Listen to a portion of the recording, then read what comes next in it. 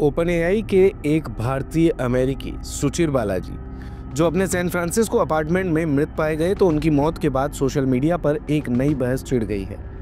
सुचिर का शव 26 नवंबर को उनके घर में मिला था। हालांकि उनकी मौत की खबर अब सामने आई है, जिसका कारण आत्महत्या बताया गया। बताया जा रहा है कि मुख्य चिकित्सा परीक्षक कार्यालय OCME ने भी मृतक की पहचान 26 वर्षीय सुचिर बालाजी के रूप में की है।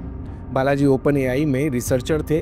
वो सैम ऑल्टमैन के नेतृत्व वाले स्टार्टअप में लगभग 4 साल तक थे और अपने अंतिम 18 महीने ChatGPT पर बिताए। बालाजी ने अगस्त में ChatGPT बनाने वाली कंपनी ओपनएआई से इस्तीफा दे दिया था, जिसके बाद उन्होंने कंपनी पर कॉपीराइट उल्लंघन का आरोप लगाया था। उनके दावों ने सोशल मीडिया पर ध्यान आकर्षित किया और यूजर्स ने इस पर चिंता भी जताई।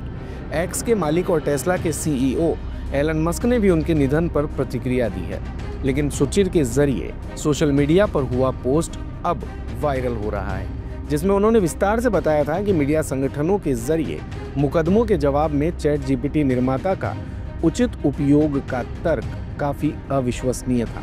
उन्होंने पोस्ट में लिखा है, मैंने हाल ही में उचित उपयोग और जेनरेटिव AI के बारे में NYT की एक स्टोरी में हिस्सा लिया और मुझे संदेह है कि उचित उपयोग बहुत सारे जेनरेटिव AI प्रोडक्ट्स के लिए एक उचित बचाव होगा। मैंने उचित उपयोग के बारे में बारीक विवरण किया और मैं ऐसा क्यों मानता हूं, इस बारे में एक ब्लॉग पोस्ट भी लिखा।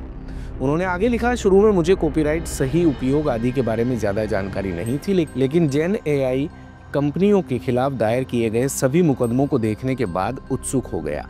जब मैंने इस मुद्दे को बेहतर ढंग से समझने की कोशिश की, तो मैं आखिर में इस नतीजे पर पहुंचा कि उचित उपयोग बहुत सारे जेनरेटिव AI प्रोडक्ट्स के लिए एक बहुत ही अविश्वसनीय बचाव की तरह लगता है।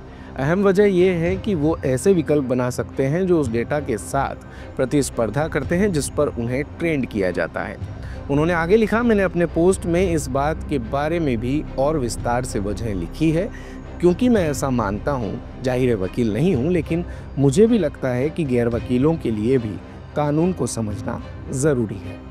कैलिफोर्निया यूनिवर्सिटी बर्कले से कंप्यूटर साइंस ग्रेजुएट बालाजी ने अपने कॉलेज वर्षों के दौरान ओपनएआई और स्केल AI के साथ इंटर्नशिप की थी। वो 2019 में ओपनएआई में शामिल हुए और कंपनी में अपने 4 सालों के दौरान GPT-4 ट्रेनिंग और ChatGPT के प्रदर्शन को बेहतर बनाने समेत कई प्रोजेक्ट्स पर काम किया। उन्होंने इस साल अगस्त में संभावित नुकसान की चिंता जाहिर करते हुए ओपनएआई को छोड़ दिया था। न्यूयॉर्क टाइम्स से बात करते हुए उन्होंने नौकरी छोड़ने के अपने फैसले के बारे में भी बताया था और कहा था कि अगर आप मेरी बात पर विश्वास करते हैं तो आपको बस कंपनी छोड़ देनी चाहिए। दिन भर की सारी अपडेट्स के लिए सब्सक्राइब करें भारत कवरेज को और हाँ, बेल आइकन दबाना ना भूलें ताकि आप रहे अपडेटेड हमेशा।